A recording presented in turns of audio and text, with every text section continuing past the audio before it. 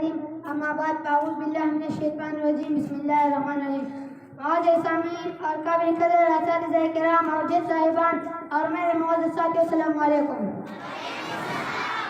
جناب صدر محفل مجھے آج اس موضوع پر بات کرنے کا موقع ملا ہے وہ ہے تعلیم کی اہمیت. جناب صدر تعلیم ایک ایسا عمل ہے اس کے ذریعے سے فرد اور قوم بہت آگاہی حاصل کرتے ہیں اور یہ عمل اس قوم کو تشکیل دینے والی افراد کے ساتھ شعور کو بیدار کرنے کا ذریعہ ہوتا ہے. تعلیم کی فرضیت کا اندازہ ہمارے نبی حضرت صلی اللہ علیہ وسلم کی حدیث سے بھول ہو جاتا ہے. علم حاصل کرنا ہم مسلمان مرد اور عورت پر فرض ہے.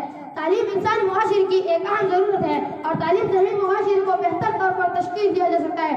جناب صدر یہ تعلیم ہی ہے جس کی وجہ سے انسان کو اشرف المخلوقات کا خطاب حاصل ہوا.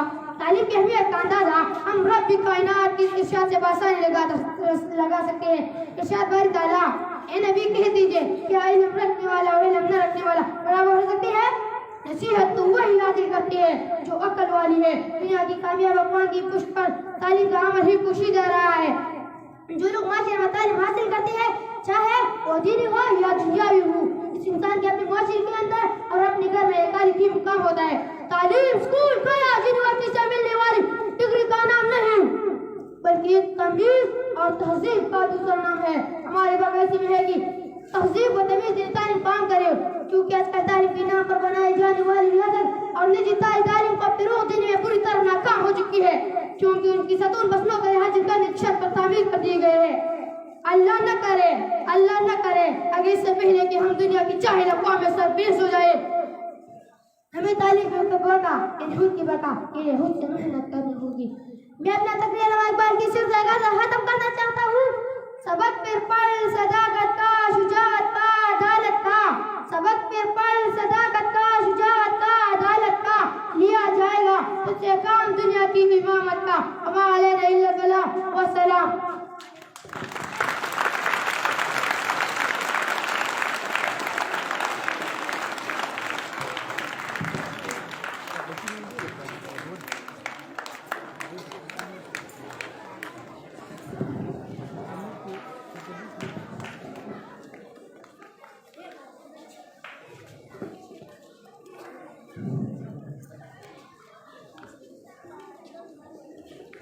The prize distribution سرمنے آغاز